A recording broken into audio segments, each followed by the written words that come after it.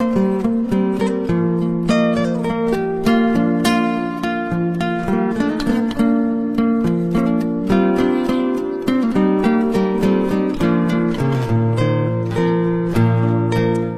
hirwa, muraho?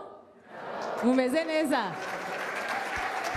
Muri monde isi y'aba sportif tuba dufite uburyo dusuhuzanya. In the world of sport people, you always have a way you greet each other. So we are going to greet each other. When I say Team Rwanda, you say one team. And if I say one team, you say Team Rwanda. So we go, Team Rwanda! One team. Oh no, I don't hear you. I mean, I'm even screaming more than you. Team Rwanda! One team. One team? Team Rwanda! There you go. Thank you very much. So, ndishimye cyane kuba ndi kumwe namwe uyu munsi. Natangira nshima cyane n'ubuyobozi bwacu buba bwadushoboje kugira ngo tugire umwanya nk'uyu, kandi ndashima cyane urubyiruko turi kumwe. Thank you so much all the young people in this room. Nous vous remercions les jeunes gens avec qui nous sommes aujourd'hui. Ndabasuhuje cyane. So, yes, you can clap. Thank you. I'll be mixing English and French and Kinyarwanda so that all of us, we can follow. I want us to take a moment, just one moment, to think on what he's just said. In his introduction, he's speaking of a daughter of a mother that was involved in the genocide against the Tutsi. This is a daughter that has got access to education to the highest level. This is a daughter that has got responsibilities in different levels, as he mentioned, including working in the highest office in the country, the office of the president for 10 years. This is a daughter that today, as a minister of one of strategic sectors in the country, sports, which is also, I have to say, one of the coolest. I mean, clock it. And she's not only a minister, listen to this. She sits in the cabinet that is chaired by His Excellency Paul Kagame, the man who left everything, who put his life on line to save Rwandans from the genocide, to liberate Rwandans from the genocide, the same genocide her mother took part of. I just want you to take a moment to let that sink in. Ça ne peut pas exister si ce n'est pas un pays qui a été changé, transformé, si ce n'est pas un pays qui est ancré dans les principes d'inclusivité, de droit, d'équité, d'égalité. Un pays qui donne les opportunités à chacun d'entre nous. It can only happen in a country that is totally transformed, that is changed. And this is not propaganda. It's not politics. It's not hyping. It's real. We are here. Eugenie was here. I'm here. You will hear a lot of it here. You know, there's a word people like to use, untold story. These are the untold stories, the realities. And he asked me an interesting question. How was I able to overcome that, to go through that? What helped me are, first of all, the three choices that our country made under the leadership of our president. I believe most of us, we know these choices, but it's also important to repeat them many times because these are choices that govern our lives. The choice of unity. The choice of unity made that me and others who have same stories or even different complex stories to be embraced and be Rwandans. The choice of accountability that made my mother to have to face justice, because without justice, there can't be forgiveness. Without forgiveness, there can't be healing, there can't be transformation. That's the starting point. The choice of thinking big that enabled me and you all the opportunities we are going to discuss that you'll see. Those choices made me take my own choices. And I want to talk about those choices as well. Les choix que mon pays a pris ou a fait de l'unité, de la comptabilité ou bien de se rendre compte entre nous-mêmes en tant que Rwandais et le choix d'avoir une vision ont fait que moi-même j'ai aussi dû faire mes choix. Because it starts from me and you. I made 5 choices that I'm going to go through quickly. The first one, I refused to be defined by fear. And I used that fear to be the fuel to fight for what is right. Being in a context of post-genocide, you are a child of a genocide perpetrator. Believe me, you are scared. I learned about my mother's involvement 2 years after the genocide. When the genocide happened in 1994, I was not with my mother. I was with my father and my younger brother and sister. Everything that happened, we had a world apart. Because my father is a Tutsi, we had a world apart, we had another reality. Until in 1996, when I was in a classroom, one of my friends, a genocide survivor, because after 94, I believed my mother had died. And I was even telling people my mother died. I had no idea, I had no news, nothing, for 2 good years. She was in Congo.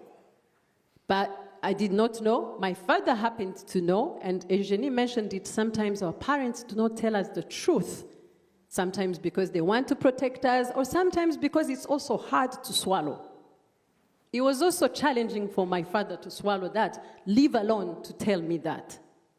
So for 2 good years, I did not know where my mother was. I thought she was dead. We would tell everybody she died.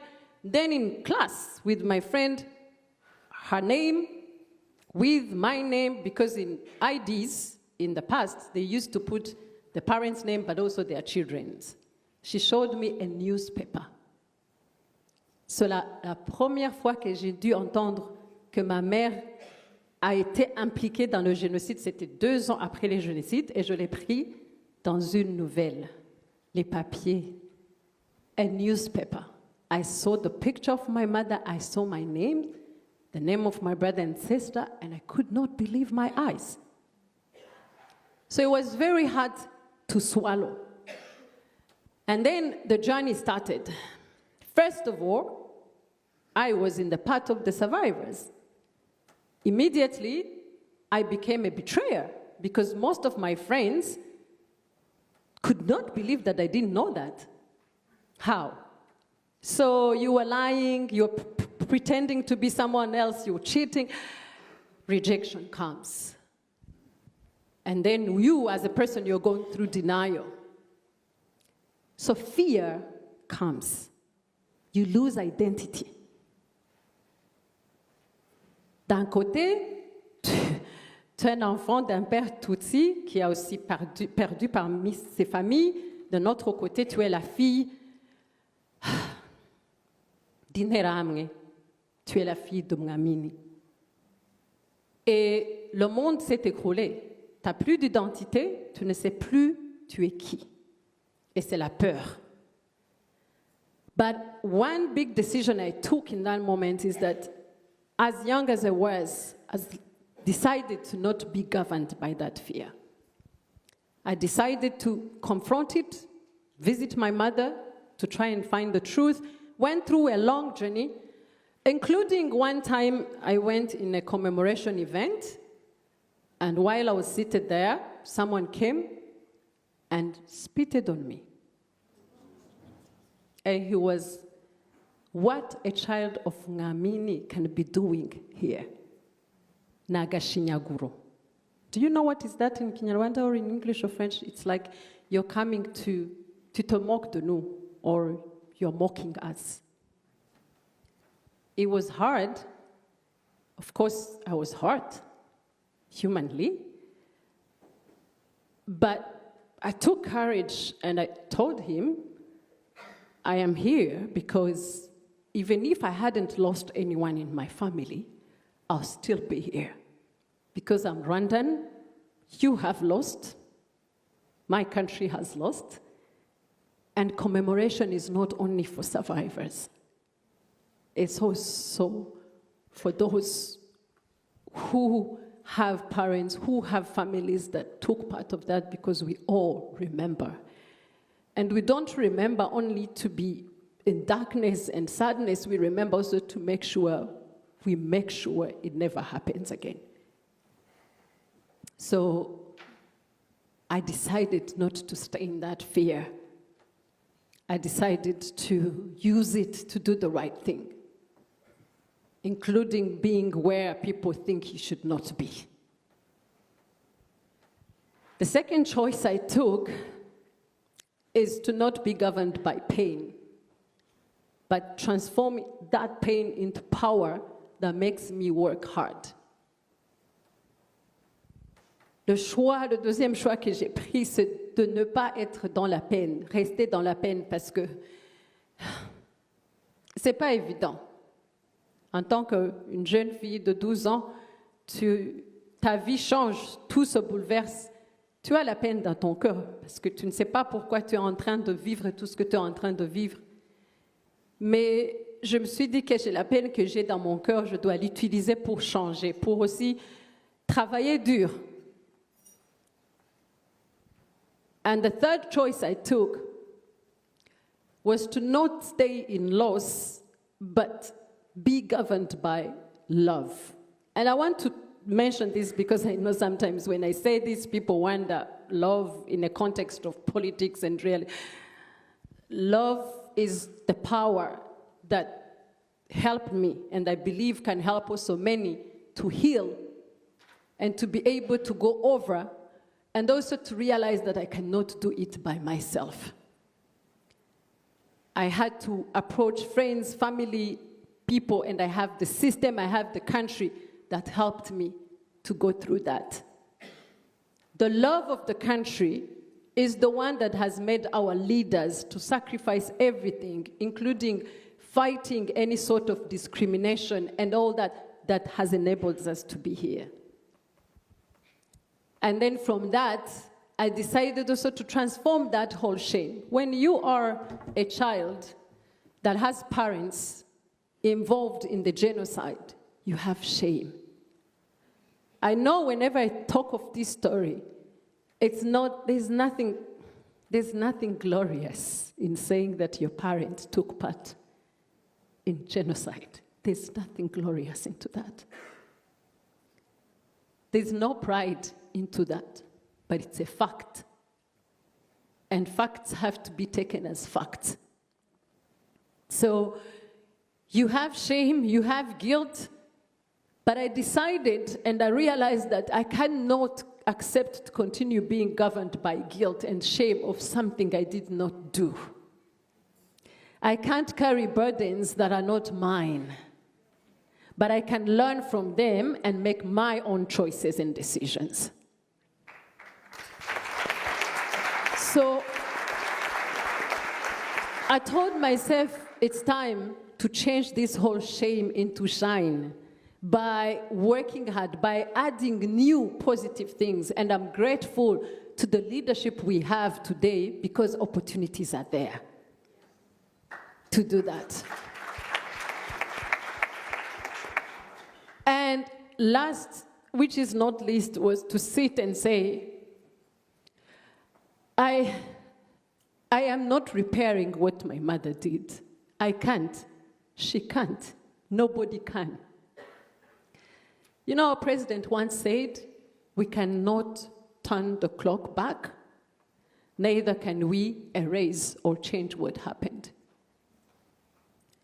So everything I do, I am not redeeming my mother. No, I am not repairing. No, but I am making sure that I am planting and leaving a seed that is different from the one she left.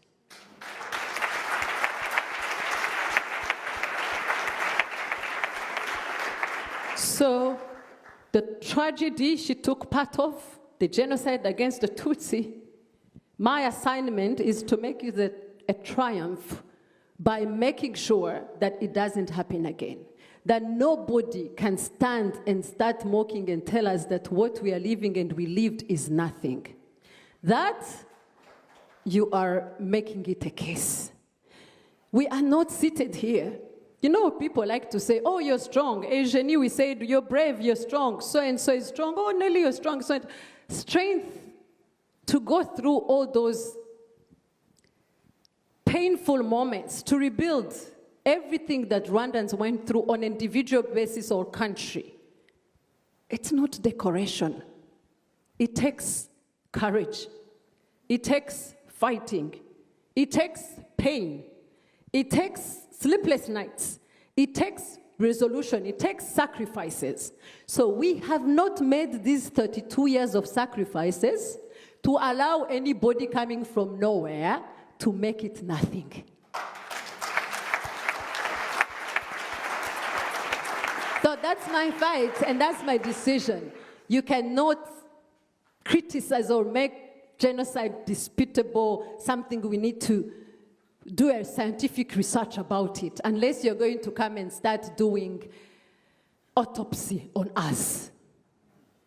Because those are not research. Those are realities. I'm not a research. I'm a reality. I'm a living testimony. She is serving a life sentence. I am not going to see her out. She's serving a life sentence, and she's there because of what she did. So what she did is real. That is why nobody can wake up and start bring negotiationism, bring criticism on genocide. Oh, let's think about it. Let's re-question. Young people here, there are things people discuss, brainstorm on, exchange on, and there are lines people do not cross. So we can't allow that. Don't be mistaken. Let nobody start changing your mind. Que personne ne te mente ou c'est une réalité. Nous sommes là. Je suis un témoignage. Eugénie, il y a les autres. Ça s'est passé. Il y a des gens qui sont responsables et notre responsabilité, c'est de changer. C'est de changer cette histoire. C'est de combattre et de remettre et de transformer notre pays. With all those choices I have made, that's how I was able to overcome and move forward. Quickly on the second question. What advice can I give to those who are living the same condition or the same realities or even different? Our parents, you know, life is made of choices and decisions. You feel me, young people? You feel me? Life is made of choices. Our parents made their own choices. Nos parents ont fait leurs choix, ils ont pris leurs décisions. Yes, we are victims, but we learn from them. We also have a choice. Do not really continue being stuck in what your parents have been involved into, but learn from it. Learn from our history as Rwandans. Secondly, take a decision to also act. It is your responsibility now. It is my responsibility, our responsibility to transform. Third, speak the truth. Embrace the truth.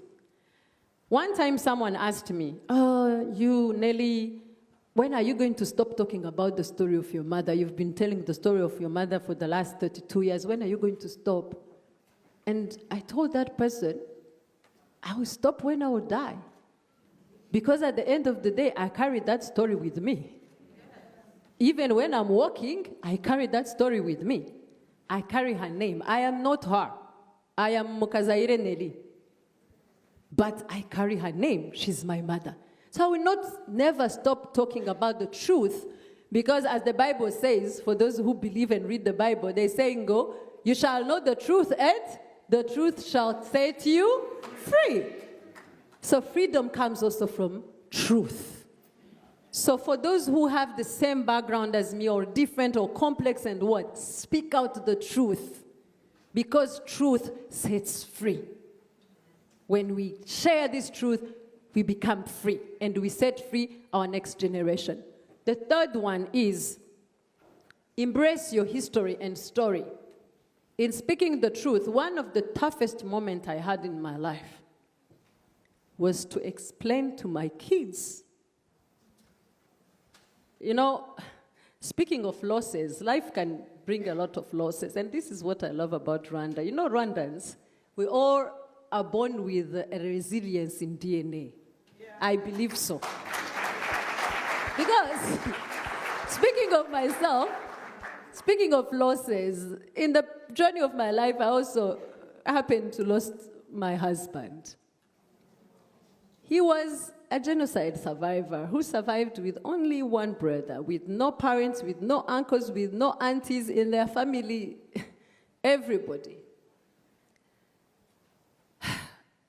We used to go together to visit my mother in the prison and take our kids to visit her. Even today, I take them to visit her.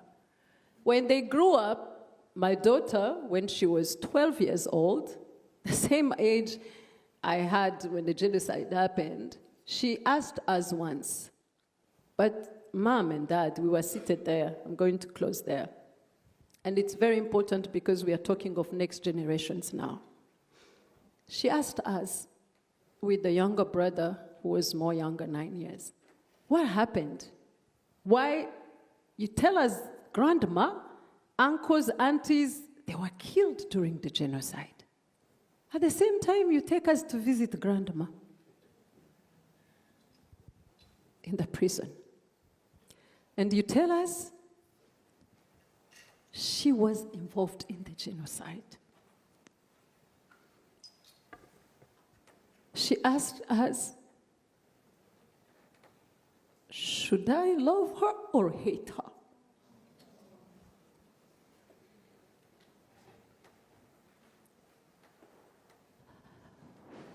I think that was one of the toughest moments I ever had in this journey. You know, when it's just about you, you can build strength and resilience in you and fight. When it's about someone else who has become a victim, for the parents, when it comes to your children, you are helpless. You don't know what to do. Donc, un des moments très difficiles, parce que je veux que même ceux qui comprennent le français comprennent ça, que j'ai eu, c'est quand ma fille, elle avait 12 ans, avec son frère qui avait 9 ans, elle nous a posé la question parce que mon mari, qui n'est plus, que son âme se repose en paix, est survivant du génocide, qui a perdu toute la famille. Et moi, j'ai ma mère qui est en prison. Et puis, notre fille a demandé, maman, papa, vous nous avez dit que nous n'avons pas de famille, pas de grand-mère, pas de grand-père, du côté de son père, bien sûr, il n'y a personne, qu'ils ont été tués pendant le génocide. Mais en même temps, vous nous amenez rendre visite à grand-mère qui est en prison parce qu'elle a fait partie du génocide. Puis elle nous a demandé, est-ce que je dois l'aimer ou la haïr? Et là, on ne savait vraiment pas quoi répondre. Moi, bien sûr, c'était pire. Et son père a essayé d'expliquer, lui a dit non, non, non, toi tu ne dois pas aimer ou haïr, parce que ça c'est le passé, c'est les choses qui se sont passées dans lesquelles toi tu n'as pas de responsabilité. C'est ta grand-mère, tout ce qu'elle a fait c'est sa décision, ça ne doit pas t'affecter, ça ne doit pas faire partie du choix que tu dois faire. Puis, tu dois aussi pardonner, on a perdu grand-mère, on a perdu toute la famille, tout ça, mais tu vois, parce qu'il donnait l'exemple, moi aussi, j'ai pardonné, je vais aussi rendre visite à ma belle-mère. Donc, tu ne dois pas avoir la haine dans ton cœur.